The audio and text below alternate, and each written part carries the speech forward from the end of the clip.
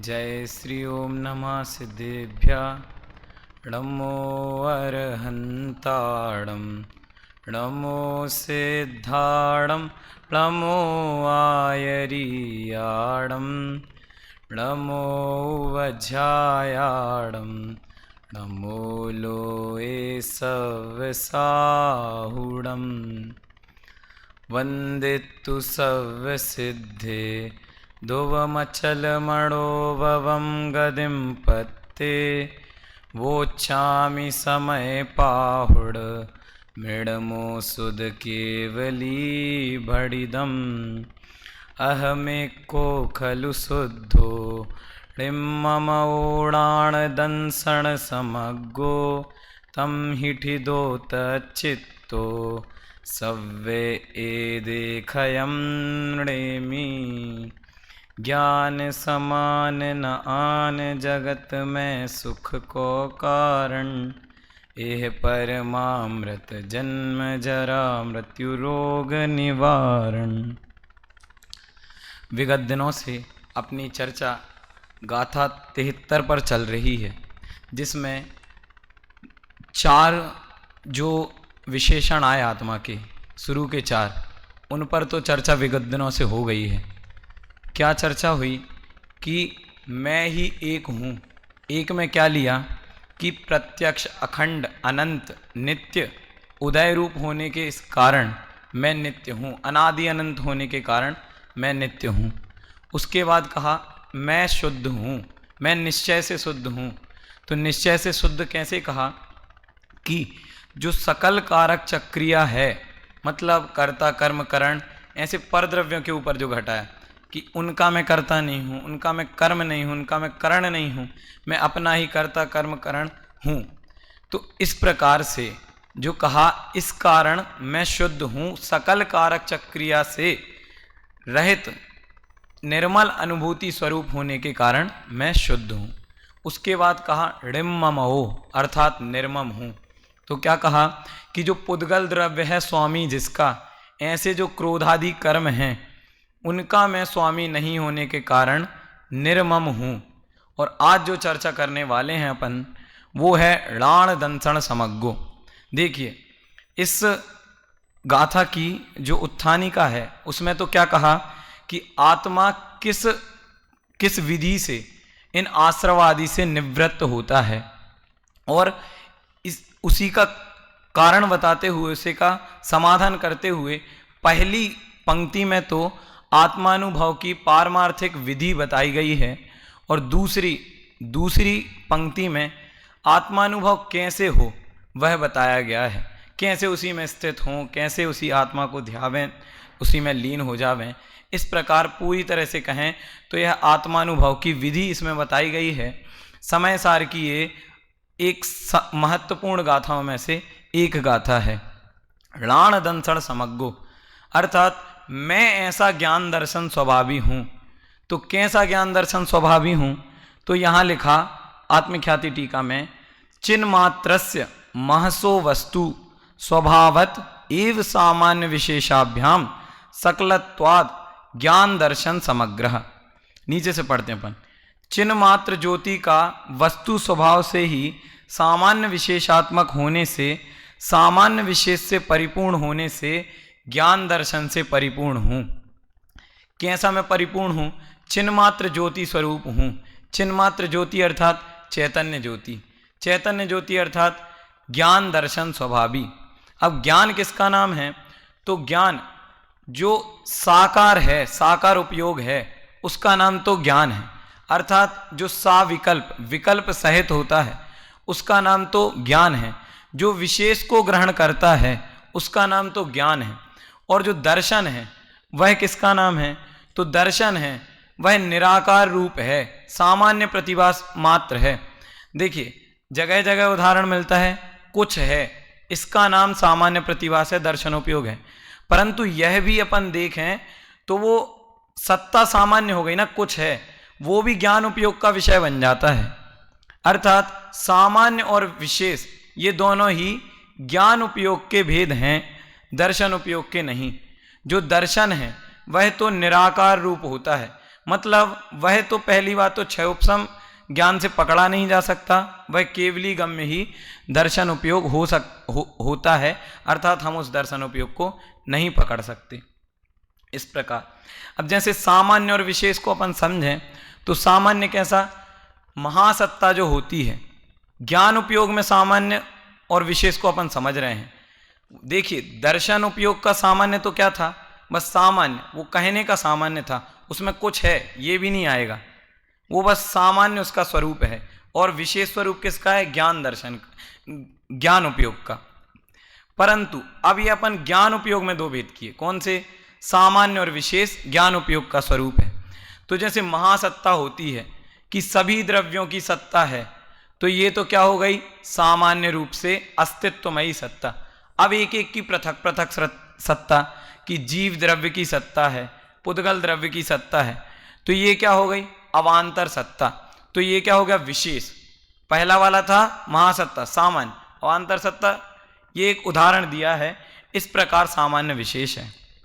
अब जो द्रव्य संग्रह गाथा 2 में इस ज्ञान और दर्शन उपयोग की चर्चा आई, तो वहां पे कहा शुद्ध द्रव्यार्थिक नय से तो आत्मा सकल विमल केवल ज्ञान दर्शन रूप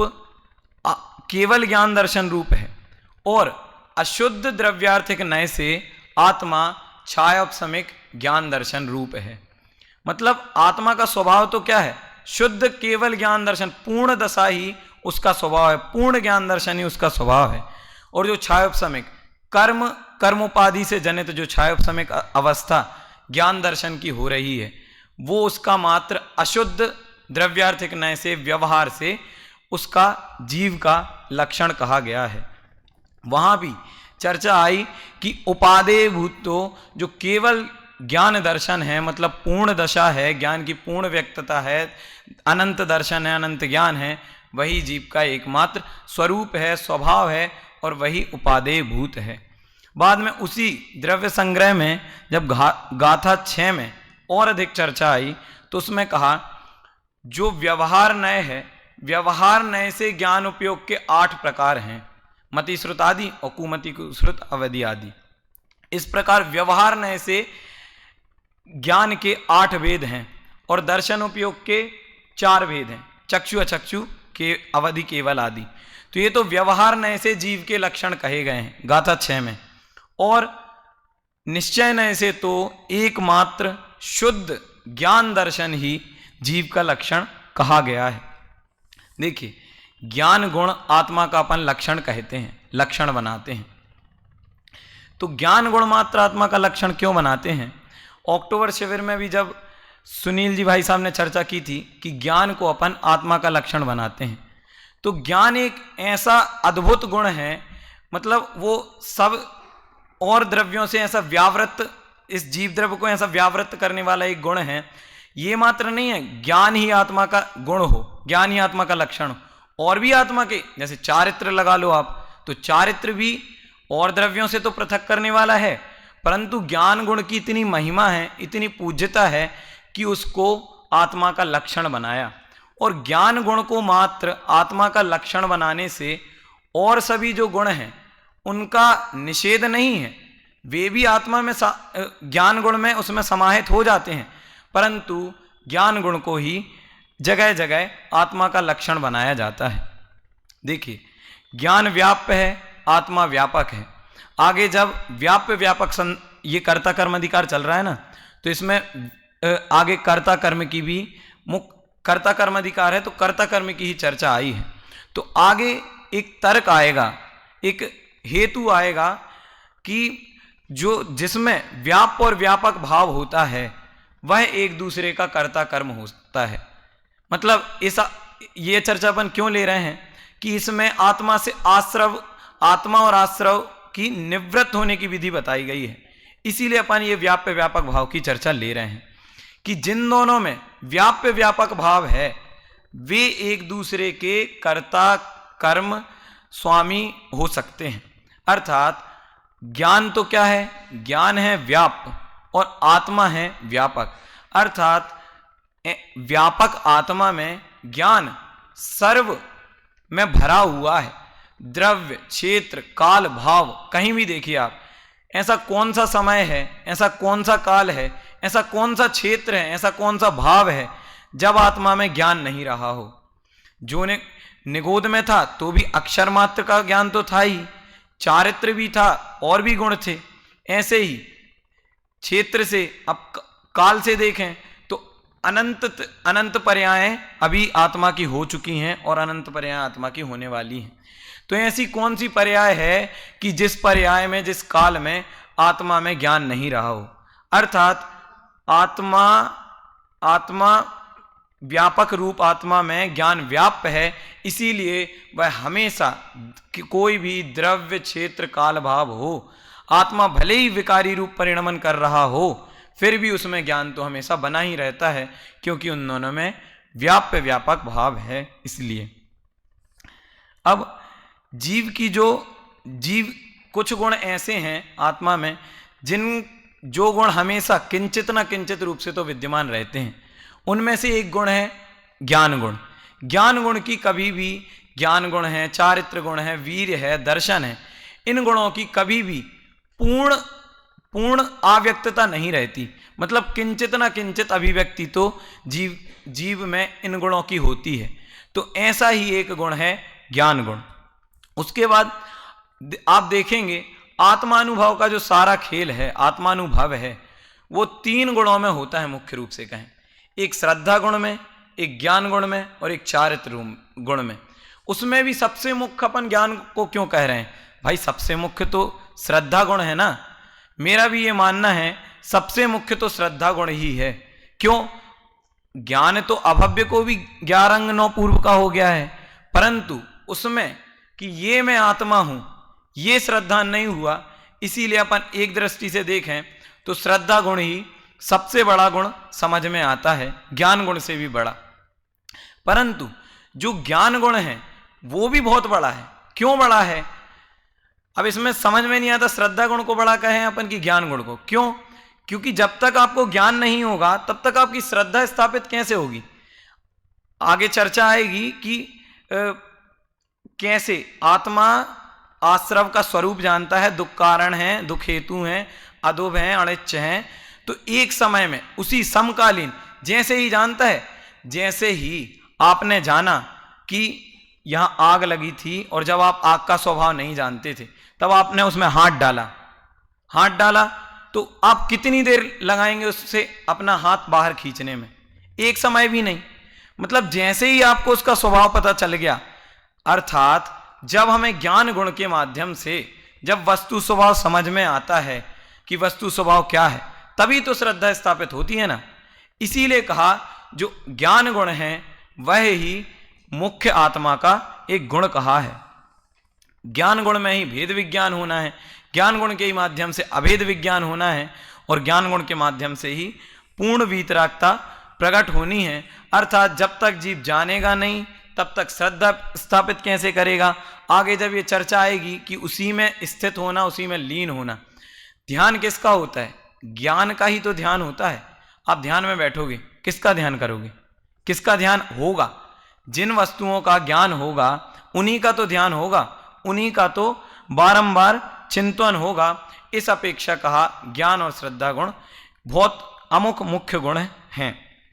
अब ज्ञान गुण की तो अपन ने चर्चा कर ली, परंतु जो इसमें दर्शन गुण है, अब दर्शन गुण की इतनी ज्यादा चर्चा आपको कहीं पे भी नहीं मिलेगी।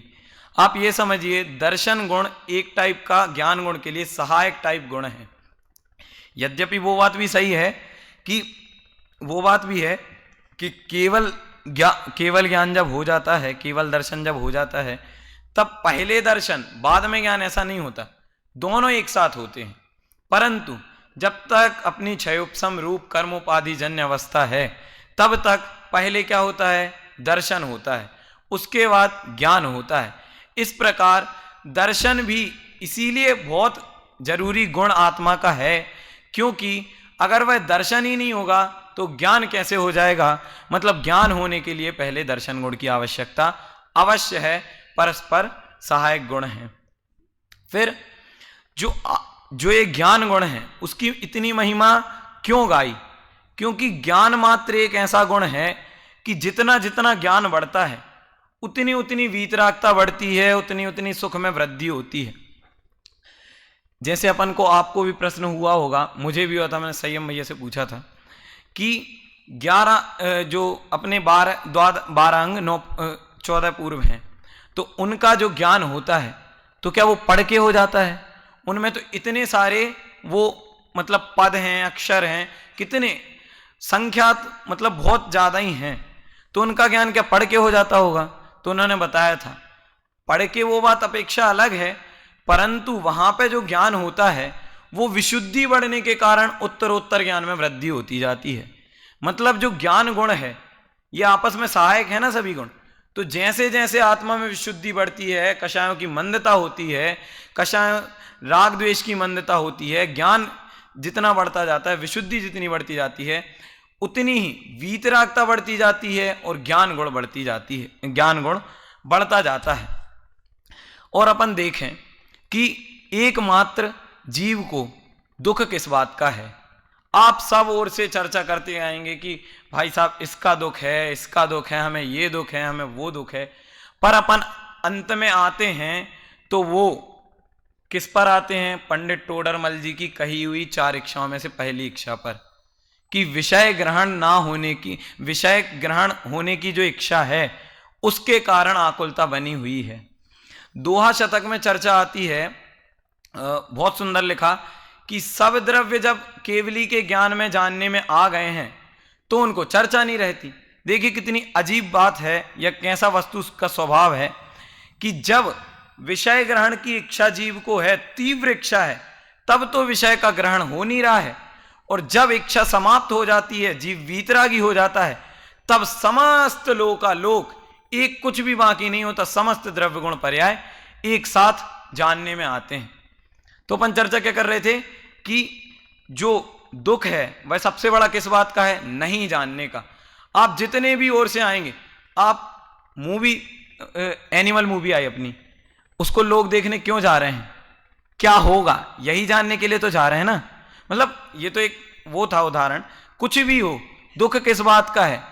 जानने में नहीं आ रहा है, आवरण हो रहा है, ज्ञान का क्षय उपशम कम है, उस बात का ही दुख है। विषय ग्रहण की इच्छा जीव को अनादि से लगी हुई है और वो एकमात्र ज्ञान की अप्रगटता के कारण ही है। और जब यह जीव उस विषय को जान लेता है तो बस उसको संतुष्टि हो जाती है, कुछ क्षण के लिए उसे सुखाभास हो जाता है। परंतु जब यह जीव वस्तु स्थिति को जानता है कि भाई जीव जीव है, पुद्गल पुद्गल है, ऐसी वस्तु स्थिति को जानता है, मैं एक द्रव्य का कर्ता धर्ता नहीं हूं, पर द्रव्य मेरे में किंचित कर्ता धर्ता नहीं है, तो उसकी सहज ही उसे क्रमबद्ध पर्याय, सहजता, जब ये विषय समझ में आते हैं कि अनादिकाल से जो होना है वही है। अब जैसे कुछ आया नया, तो अब क्या होगा, क्या होगा, यही इच्छा है, कुछ होगा, ठीक है, कुछ होगा। अनादिकाल से तो सब जाना है, क्या नया होगा? वो ही होगा, पुद्गल होगा या जीव द्रव्य होगा। और तो जानने में आपके ऐसे मतलब पुद्गल ही देखने में आता है विशेष रूप से। तो जब ऐसी वस्तु स्थिति का ज्ञान हो जाता है, ऐसी क्षणभंगुरता का ज्ञान हो जाता है, क्रमबद्ध पर्याय की स्वीकृति हो जाती है, तब सहज रूप से उस ज्ञान गुण को, वह ज्ञान गुण जीवन में समझ में आता है, जीवन में उतरता है, तब जाके उस ज्ञान गुण में अपना एकत्व स्थापित होता है। अब एकेंद्रियों के सबसे ज्यादा दुख क्यों कहा है? वही बात आ गई घूम फिर के, क्यों कहा है? जिसके जितने जितने इंद्रियों की अप्रगटता, जिसके जितने जितने इंद्रियों का बल कम, इसका अर्थ क्या हुआ? जिसके जितने जितने आत्मा के गुणों की अभिव्यक्ति, क्यों अभिव्यक्ति किसके कारण हो रही है? इंद्रियों के कारण हो रही है। तो जिसके जितने जितने आत्मा के गुणों की अभिव्यक्ति कम होती है, उसके उतने उतने दुख है। सबसे ज्यादा एक इंद्रिय जीव को दुख क्यों है? बस इसी का दुख है कि वो एक इंद्रिय है और वो अपनी कषायों को व्यक्त नहीं कर पाता है, इसीलिए तीव्र कषाई है। और जितना उसके अनंत ज्ञान की हीनता है, मतलब बहुत ज्ञान कम है, मात्र अक्षर मात्र का ज्ञान है, इसीलिए उसके दुख है। अर्थात क्या हुआ कि जिसके जितने जितने ज्ञान की अभिव्यक्ति है वह उतना उतना सुखी है, और जिसके जितने जितने ज्ञान की हीनता है वह उतना उतना दुखी है। जैसे मैं आपको एक उदाहरण देता हूं इसी को और समझाने के लिए। जो नया प्रेमी होता है और जो पुराना प्रेमी होता है, तो वो पुराना प्रेमी तो नए प्रेमी को ये समझने मात्र के लिए है, इसमें विषय अच्छे से समझ में आ जाए। नया प्रेमी है तो उसको तो आकुलता होगी, व्याकुलता होगी, बात बात पे व्याकुलता होगी। पर जो पुराना प्रेमी है वो दूसरे को सहज भाव से ऐसे देख रहा है, वो सब उसकी अवस्थाएं जानता है, क्या क्या अवस्थाएं होने वाली हैं, क्या क्या होने वाली हैं। ये जीव इस बात में इतना आकुल होगा, इस बात में इतना व्याकुल होगा, वो सब जानता है। और एंड भी जानता है कि कहाँ होके ये कहानी खत्म होने वाली है। तो अपन इस उदाहरण को एक देश रूप से लें तो क्या वो पुराना प्रेमी है, वो क्या जानता था? सब अवस्थाओं को जानता था। मतलब उसके ज्ञान में नए प्रेमी के ज्ञान से तो ज्यादा वृद्धि थी पर्टिकुलर उस संबंध में, तो वो उतना सुखी था, भले वो सुखावास था। अर्थात क्या प्रूव होता है कि जितना जितना ज्ञान ज्यादा होता है उतनी उतनी वीतरागता और आनंद में वृद्धि होती है। ज्ञान गुण ही है वह सुख का कारण है, सुख का हेतु है, वीतरागता का हेतु है। आगे इसमें चर्चा आई कि ऐसा जो क्या क्या कहा, मैं निश्चय से एक हूं, शुद्ध हूं, निर्मम हूं और ज्ञान दर्शन वाला हूं। किसकी तरह हूं? आगे कहा आकाश आदिवत, गगनादिवत, मतलब आकाश आदि जो पदार्थ हैं उनके ही तरह मैं एक वस्तु विशेष तत्व द्रव्य हूं। अब इसमें आकाश आदि को ही क्यों लिया? तो उसमें कहा कि आकाश आदि जो पदार्थ हैं उनको सभी दर्शन मानते हैं। जगत में ऐसे बहुत लोग हैं कि जो आत्मा की सत्ता ही स्वीकार नहीं करते हैं। तो आकाश आदि को लेने का यही कारण है कि जैसे आप आकाश द्रव्य को मानते हो वैसे ही आत्मा की श्रद्धा है, जिसमें अपना अपनापन सो सम्यक दर्शन है, जिसको अपना जानना उसका नाम सम्यक चारित्र है, और जिसमें ही लीन हो जाना उसका नाम सम्यक चारित्र है।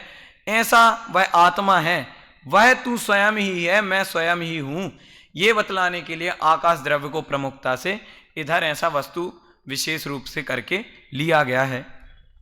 अब आगे अपन चर्चा पढ़ें तो पहली लाइन में तो क्या बता दिया? आत्मा का स्वरूप पूरा क्लियर कर दिया कि मैं एक हूं, मैं शुद्ध हूं, मैं निर्मम हूं और मैं ज्ञान दर्शन स्वभावी हूं। अब दूसरी पंक्ति में क्या बताए हैं कि उसमें लीन होना है, स्थित होना है, हमेशा के लिए लीन हो जाना है, वही सर्वोत्कृष्ट परम सुखमय दशा है। टीका पढ़ते हैं, इसीलिए अब मैं समस्त परद्रव्यों में प्रवृत्ति से निवृत्ति के द्वारा इसी आत्मा में, अपने ही आत्मा में, आत्म स्वभाव में निश्चल रहता हुआ समस्त परद्रव्यों के निमित्त से विशेष रूप चेतन में होती हुई चंचल कल्लोलों के निरोध से इसको, अर्थात किसको? आत्मा को ही अनुभव करता हुआ अपने ही अज्ञान से आत्मा में उत्पन्न सभी क्रोध आदि भाव का क्षय करता हूं। अर्थात क्या हुआ? इसमें क्या बात आई? इसमें यही बात आई है कि अब जो हमने आत्मा का स्वरूप जाना है कि मैं एक हूं, निर्मम हूं आदि, उसी में क्या होना है? उसी में प्रथम समय की जो लीनता है, मतलब उस आत्मा में लीन हुआ, उसका नाम तो हो गया, उसको तो कहते हैं लीनता। और उसमें निरंतर लीन रहा, नहीं, प्रथम समय में जो उस आत्मा का अनुभव हुआ उसे तो कहते हैं आत्मा में लीनता, और द्वितीय आदि समयों में उसी आत्मा में जो लीनता हुई और आगे तक बनी रही उसको तो कहते हैं उसी आत्मा में लीनता। अब जो स्थिरता होती है, स्थिरता अर्थात एक समय की, मतलब अगर आत्मा में एक समय की स्थिरता हो जाए, आत्मानुभव एक समय के लिए हो जाए तो आत्मानुभव होता है, और उसी आत्मा में लीनता हो जाए अर्थात निरंतरता आ जाए, कितनी अंतर्मूर्त की निरंतरता आ जाए तो उसमें केवल ज्ञान हो जाता है। दादा भी कहते हैं ना, आत्मा को जानना उसका नाम तो ज्ञान है, और उसको जानते ही रहना उसका नाम ध्यान है। इस प्रकार स्थिरता और लीनता की चर्चा आई। अब आगे और भी इसी के संदर्भ में बात आई कि जो लीनता है उसका एक हेतु दिया। मतलब अपन जैसे इस दो चीज है, स्थिरता और लीनता, तो स्थिरता को साध्य बनाए तो उसका एक हेतु दिया है, और लीनता को साध्य बनाए तो उसका एक हेतु दिया है। क्या हेतु दिया है कि जैसे आत्मा में लीनता का हेतु तो क्या दिया है, पर द्रव्यों में प्रवृत्ति से निवृत्ति होना, मन वचन काय तीनों से पर द्रव्यों में प्रवृत्ति से निवृत्ति होना, इसको तो कहा है आत्मा में स्थिरता का हेतु। देखिए सारा जैनागम ही परद्रव्यों से निवृत्ति करवाने के लिए है, इसीलिए अरहंत देव को सबसे पहला जो गुण प्रकट होता है वो वीतरागता होता है, दूसरा गुण सर्वज्ञता प्रकट होता है। मतलब सारा जो जैनागम खड़ा हुआ है वो किसके ऊपर खड़ा हुआ है कि अपने को जानो और परद्रव्यों से अपनी जो प्रवृत्ति मन वचन काय तीनों योगों से उससे निवृत्ति करो। और जब ऐसा जब जीव करता है तो किस साध्य की सिद्धि होती है, आत्मा में स्थिरता होती है, इस साध्य की सिद्धि होती है। और दूसरा जो साध्य है क्या, आत्मा में लीनता, ध्यान कैसे होगा, पहले तो अपन ने समझा आत्मा में ज्ञान कैसे होगा, अब आत्मा में ध्यान लीनता कैसे आएगी, तो कहा जो आत्मा में उठने वाली चंचल कल्लोल हैं उनको जब यह जीव उनका उपशमन कर देगा, उनका निरोध कर देगा, उपयोग की जो भ्रमणता निरंतर इधर उधर हो रही थी वह जब शांत हो जाएगी तब एक आत्मा में स्थिरता हो जाएगी, लीनता हो जाएगी। इसी को अब इसके बाद ये तो हो गई आत्मा में लीनता और स्थिरता की चर्चा। इसके बाद एक बहुत ही सुंदर समुद्र की भंवरों का उदाहरण दिया है कि जीव को कर्म कहा ना, कर्म विचारे कौन भूल मेरी अधिकाई, मतलब कर्म जीव को नहीं पकड़े हैं। गाथा कौन सी चल रही है, गाथा ये चल रही है कि आत्मा की आश्रवों में जो प्रवृत्ति है उससे निवृत्ति कैसे हो, तो कैसे हो कि जब समुद्र के उदाहरण से समझाया कि समुद्र की भंवरों में एक फंसा हुआ जहाज है, भंवर समझते हैं आप, भवंडर में एक जहाज फंस चुका है। अब कितना भी बड़ा जहाज हो, समुद्र का भवंडर इतना तीव्र होता है कि उससे निकलना नामुमकिन होता है। अब वो छूटने का उसका एकमात्र उपाय है, क्या उपाय है, अगर वह भवंडर शांत हो जाए तो वह जहाज उससे निकल सकता है, अथवा नहीं तो वह जहाज उस भवंडर में ही फंसा रहेगा। तो क्या बात है कि जब वो भवंडर स्वयं शांत होगा तब वह जहाज निकल सकता है, नहीं तो वो उसी में डूब के उसकी नीचे गति या अपन कहें नीचे दबने वाला है। वैसे ही कहा कि आत्मा ने स्वयं कर्मों को अपना मान रखा है, इन विकल्प जालों रूप जो आत्मा में उठने वाली कल्लोलें हैं, चंचल रूप कल्लोलें हैं, उन विकल्पों के कारण क्रोधादि रूप अपने को मान रखा है। जब ऐसे विकल्पों का शमन होगा, विकल्प क्या है, भवंडर, उस भवंडर का समन होगा तब जहाज क्या है, आश्रव, जहाज को अपन आश्रव समझो, तो उस जहाज वो अपने आप उस भवंडर से छूट के चला जाएगा। मतलब जब आत्मा इन विकल्पों से पार हो जाएगा तब जो आश्रवादी हैं वह सहज ही, इसीलिए तो कहा जो आत्मानुभव है वह यत्न साध्य नहीं है, सहज साध्य है। अर्थात आप गर्म जल को ऐसे ही छोड़ दो तो वो अपने आप ठंडा हो जाएगा। वैसे ही जब यह जीव उन आश्रव भावों से अपने विकल्प जालों को हटा देगा, उनमें से एकत्व ममत्व बुद्धि को हटा देगा, तो सहज ही वो आश्रव भाव चले जाने वाले हैं। क्यों चले जाने वाले हैं, आत्मा का स्वभाव विकारी परिणमन नहीं है, आत्मा का स्वभाव सहज स्वभाव रूप शुद्ध अवस्था रूप सहज परिणमन है, इस कारण वह चला जाएगा। अभी की चर्चा को अपन इतना ही रखते हैं, इसमें थोड़ी सी चर्चा और रह गई है, उसकी चर्चा आगे के वक्त करेंगे।